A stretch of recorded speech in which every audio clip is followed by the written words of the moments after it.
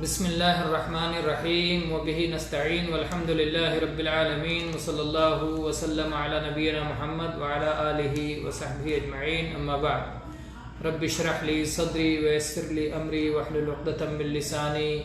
یفقہوا قولی۔ گرامی قدر حضرات و خواتین، عزیز طلبہ، عمدۃ الاحکام کے دروس کا سلسلہ اللہ کے فضل و کرم سے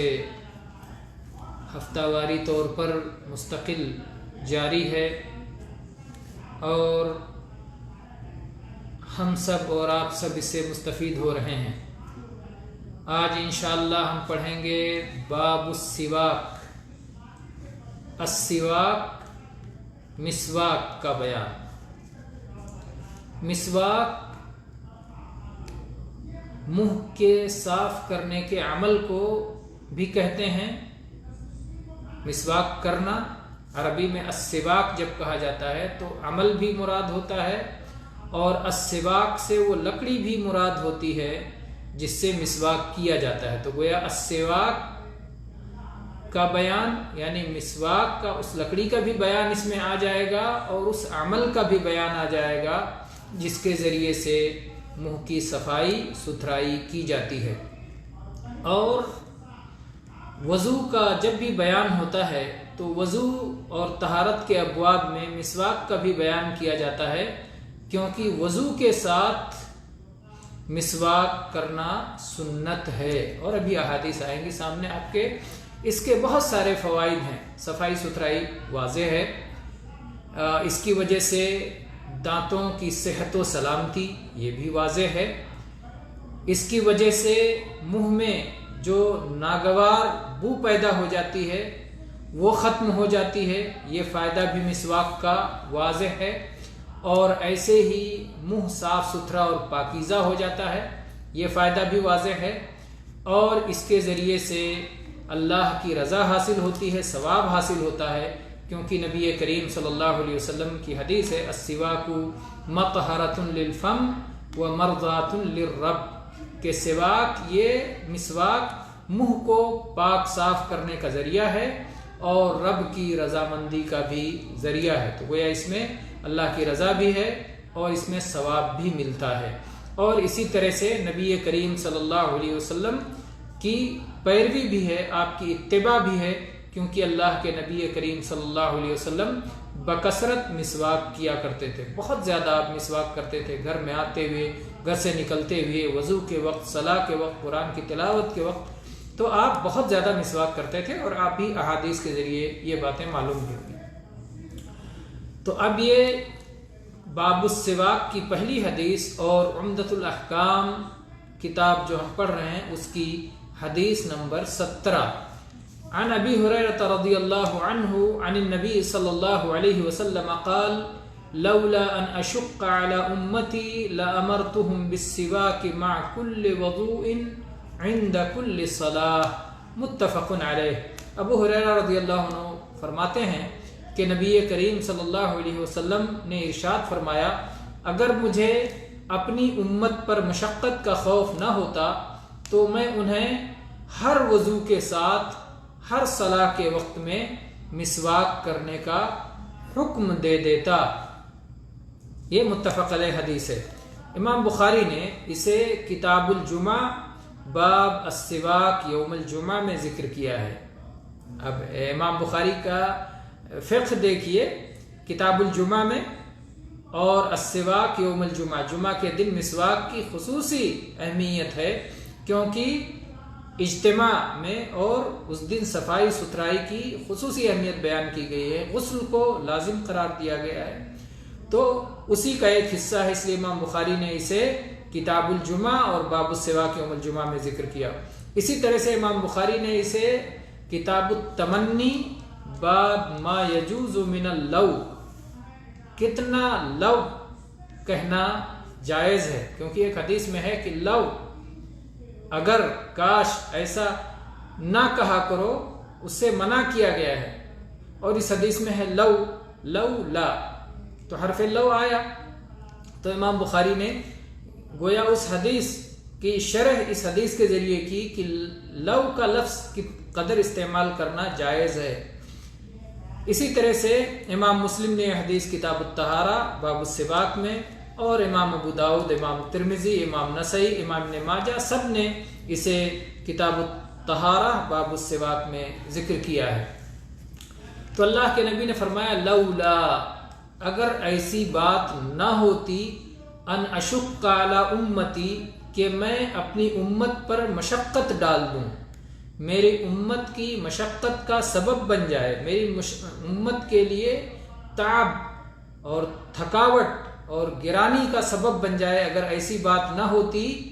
لَأَمَرْتُهُمْ بِالسِّوَاكِ مَعَ كُلِّ وضوء، تو ہر وضو کے ساتھ، ہر صلاح کے وقت وضو کے ساتھ میں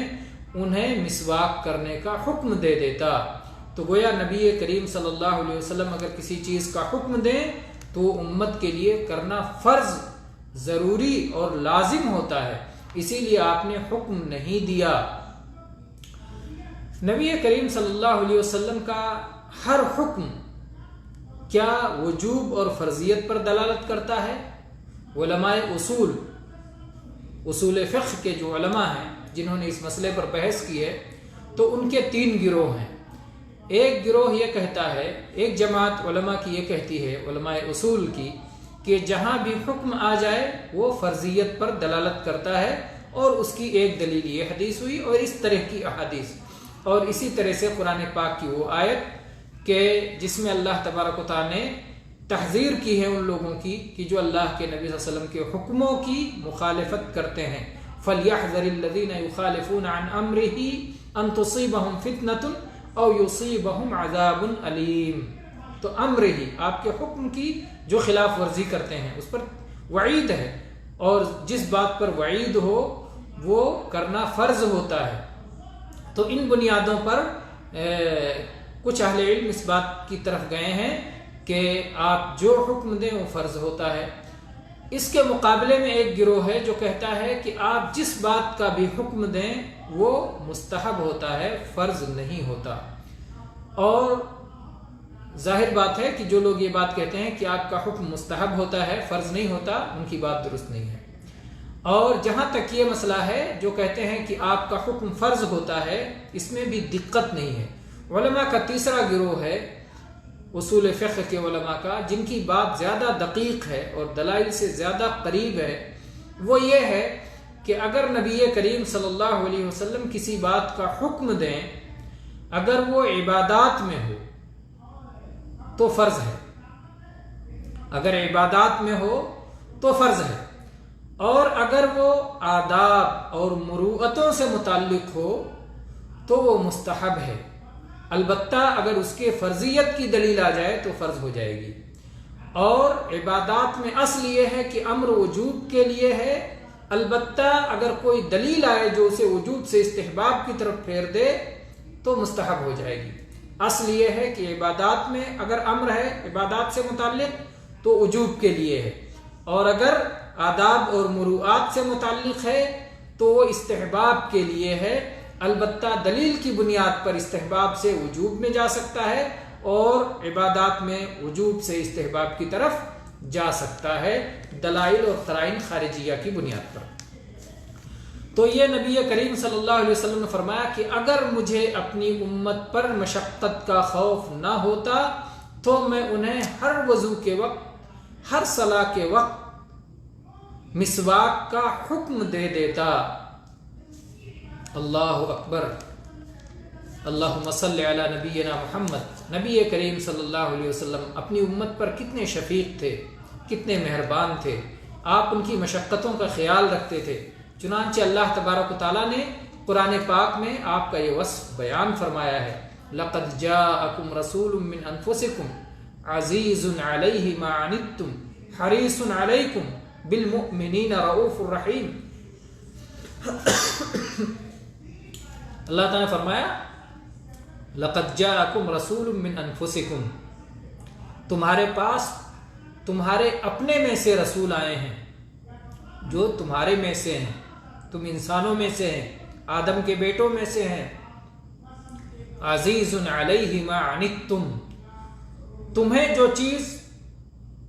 شاق گزرتی ہے، تمہیں جس میں مشقت ہوتی ہے وہ ان کے لیے بھی گراں ہے، وہ اس مشقت کا خیال رکھتے ہیں، تمہاری مشقت کو وہ اپنی مشقت سمجھتے ہیں، اس لیے تمہیں کبھی مشقت میں نہیں ڈالتے۔ تو نبی کریم صلی اللہ علیہ وسلم امت کا ہمیشہ خیال کرتے تھے، آپ بڑے شفیق، بڑے مہربان تھے، اور اسی شفقت کا ایک اثر یہ ہے کہ ان تمام چیزوں میں جس میں امت پر مشقت کا خوف ہوتا، آپ انہیں فرض اور لازم نہیں کرتے تاکہ امت گناہ میں نہ پڑے اسے چھوڑ کر کے۔ اب مستحب ہے، سنت ہے، امت کو اختیار ہے، کرے گی ثواب پائے گی، نہیں کرے گی گنہگار نہیں ہوگی۔ تو اللہ کے نبی کریم صلی اللہ علیہ وسلم کی شفقت نے انہیں گنہگار ہونے سے بچا لیا۔ یہیں سے مسئلہ بھی معلوم ہوتا ہے کہ ہمارا دین آسان ہے۔ اللہ کے نبی نے فرمایا الدین یسر، اسی طرح سے آپ نے فرمایا بعثت بحنیفیۃ السمحہ، کہ میں آسان اور نرم اور سہولت والا دین دے کر کے بھیجا گیا ہوں۔ تو ہمارے دین میں مشقت نہیں ہے، جس چیز کا حکم ہو وہ امت کے لیے کرنا آسان ہے۔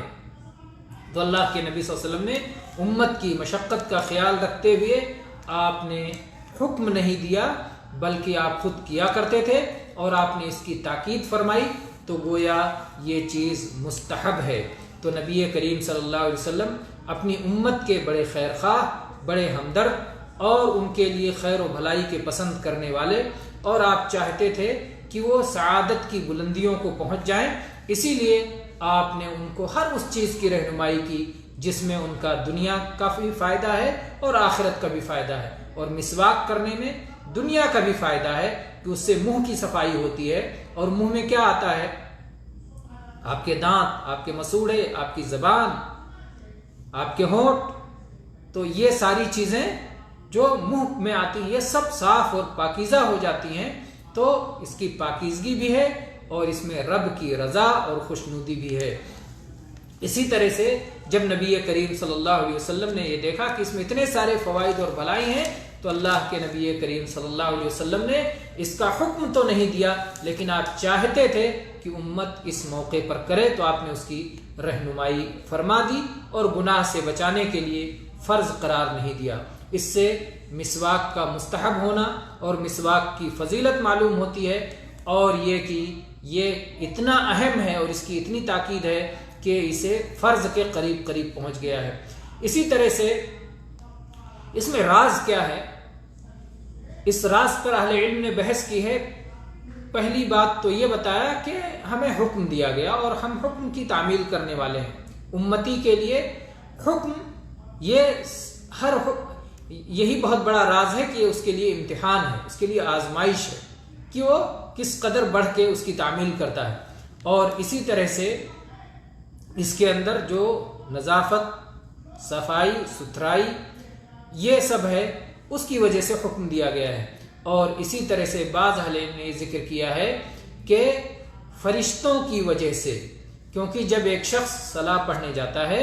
تو اس کے آس پاس فرشتے ہوتے ہیں، اور اگر اس کے منہ سے ناگوار بو آتی ہے جس کی وجہ سے انسانوں کو تکلیف ہوتی ہے تو فرشتوں کو بھی تکلیف ہوتی ہے، تو اس لیے حکم دیا گیا کہ جب صلاح پڑھنے جائیں تو وہ مسواک کر کے جائیں، تاکہ نہ انسانوں کو تکلیف پہنچائیں اور نہ فرشتوں کو تکلیف پہنچائیں، جیسا کہ اس حدیث سے بھی یہ بات ظاہر ہوتی ہے جس میں نبی صلی اللہ علیہ وسلم نے فرمایا کہ جس شخص نے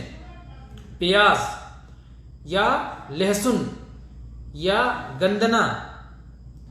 مولی وغیرہ کی جس میں بدبو آتی ہے، اس طرح کے پودوں سے جو کھا کر کے آئے تو وہ شخص ہماری مسجد میں نہ آئے، مسجد کے قریب بھی نہ آئے، کیونکہ فرشتوں کو اس چیز سے اذیت ہوتی ہے جس سے انسانوں کو اذیت ہوتی ہے۔ اسی طرح سے اس حدیث سے یہ بات بھی معلوم ہوتی ہے کہ وضو اور صلاح کا اسلام میں بہت بڑا مقام ہے، اور اسی مقام کی بنا پر حکم دیا گیا ہے کہ جب صلاح پڑھنے جاؤ تو صلاح کا خصوصی اہتمام کرو، اس کے لیے طہارت کا اہتمام کرو، اس کے لیے وضو کا اہتمام کرو، اس کے لیے مسواک کا اہتمام کرو۔ تو اللہ کے سامنے حاضری ہے، اور اللہ تبارک و تعالیٰ کے سامنے حاضری اچھے انداز میں دو۔ یہ سچ پوچھیے تو صلاح کی اہمیت بہت زیادہ ہے. اللہ تبارک و تعالیٰ نے اسے فرض کیا تو آسمان پہ نبی کریم صلی اللہ علیہ وسلم کو بلا کر کے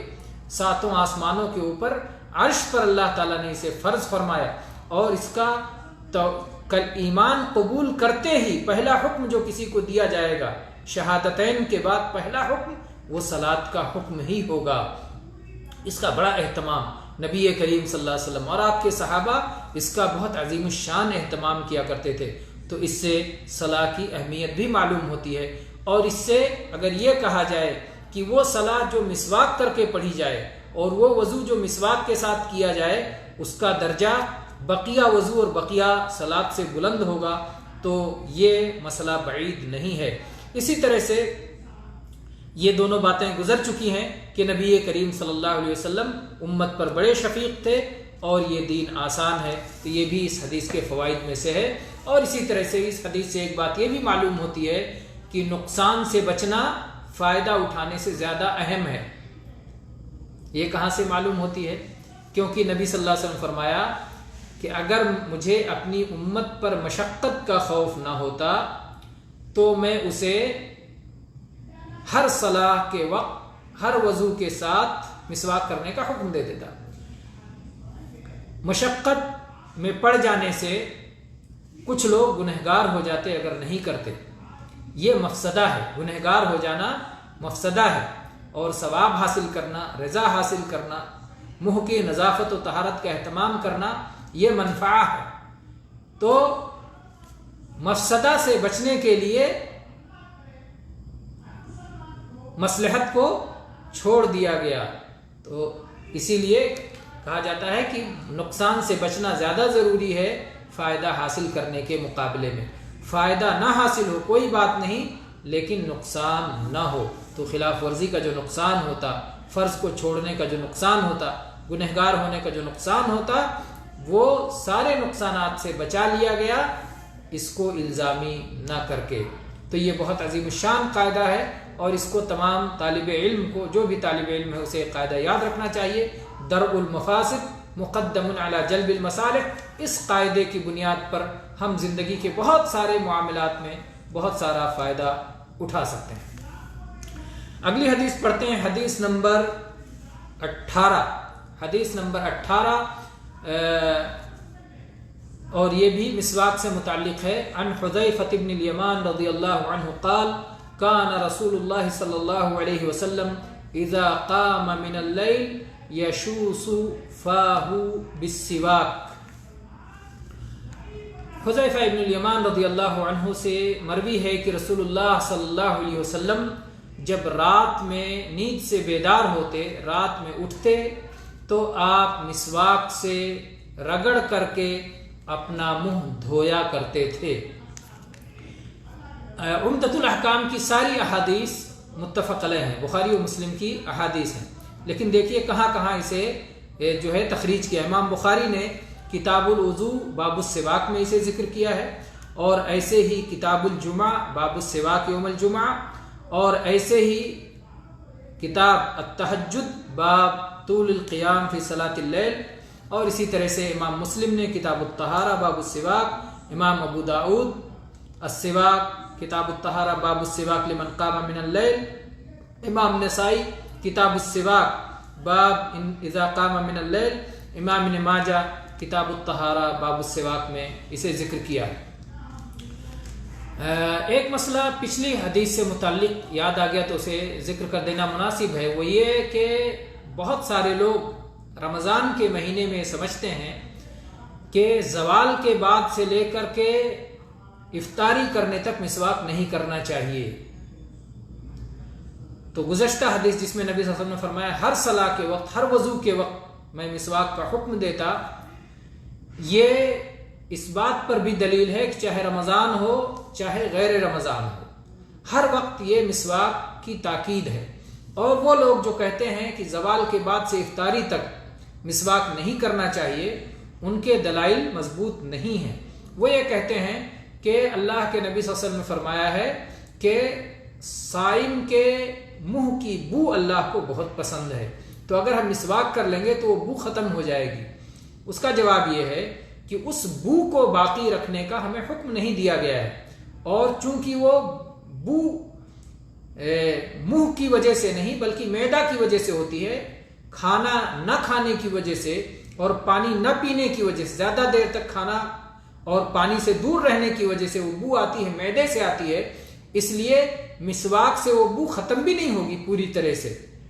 تو اس لیے ان دونوں میں کوئی تعارض نہیں ہے۔ اور نبی کریم صلی اللہ علیہ وسلم چاہے صوم کی حالت ہو اور چاہے رمضان کا مہینہ ہو، ہمیشہ بہت زیادہ مسواک کیا کرتے تھے، چنانچہ سلسلے میں حدیث بھی ہے لا ما لا احصی ولا اعد، اللہ کے نبی اتنا مسواک کرتے تھے کہ جسے ہم شمار نہیں کر پاتے تھے، جسے ہم گن نہیں پاتے تھے۔ اس لیے کسی کا یہ کہنا کہ مسواک جو ہے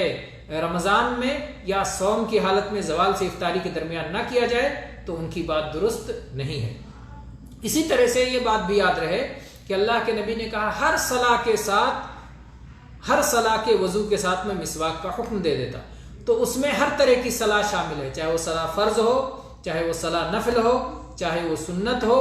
چاہے وہ رکوع اور سجدے والی ہو، اور چاہے رکوع سجدے کے بغیر والی ہو، چاہے صلاۃ جنازہ بھی ہو۔ صلاۃ جنازہ کے لیے جب آدمی وضو کر رہا ہو تو اس کے لیے بھی مسواک کرے، تو وہاں بھی مسواک کرنا سنت ہے۔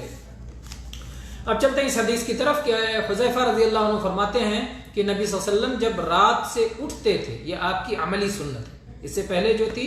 وہ قولی حدیث، اور یہ عملی اور فعلی حدیث کہ آپ جب رات کی نیند سے بیدار ہوتے تھے تو آپ اپنے منہ کو مسواک سے مل کے رگڑ کے صاف کرتے تھے اور پانی سے دھویا کرتے تھے۔ نبی کریم صلی اللہ علیہ وسلم کو نظافت و طہارت اور خوشبو بہت پسند تھا، اس کے مقابلے میں آپ کو جو ہے گندگی، نجاست اور بدبو یہ آپ کو یہ چیزیں انتہائی ناپسند تھیں۔ تو نبی کریم صلی اللہ علیہ وسلم جب رات کی نیند سے اٹھتے تھے، نیند چاہے رات کی ہو چاہے دن کی ہو، ہر نیند کے بعد منہ کا مزہ بگڑ جاتا ہے۔ نیند سے جب آدمی اٹھتا ہے، دیر تک کھانے پینے سے دور رہتا ہے، بات چیت سے دور رہتا ہے، جس کی وجہ سے منہ کھلتا بند ہوتا ہے اور ہوا آتی جاتی ہے، اس کی صفائی ہو جاتی ہے، تو اس کی وجہ سے منہ کا مزہ بگڑ جاتا ہے، منہ میں میل کچیل دانتوں میں، مسوڑھوں میں، زبان پر جمع ہو جاتا ہے، تو مسواک سے ان ساری چیزوں کی صفائی ہو جاتی ہے۔ تو چونکہ علت ایک ہی ہے، اس لیے چاہے رات کی نیند ہو چاہے دن کی نیند ہو، کسی بھی نیند کے بعد جب آدمی بیدار ہو تو اس وقت مسواک کرنا مستحب ہے۔ اور اس سے جو ہے اہل علم نے مسئلہ نکالا ہے کہ جب آدمی نیند سے بیدار ہو تو اسے مسواک کرنا چاہیے۔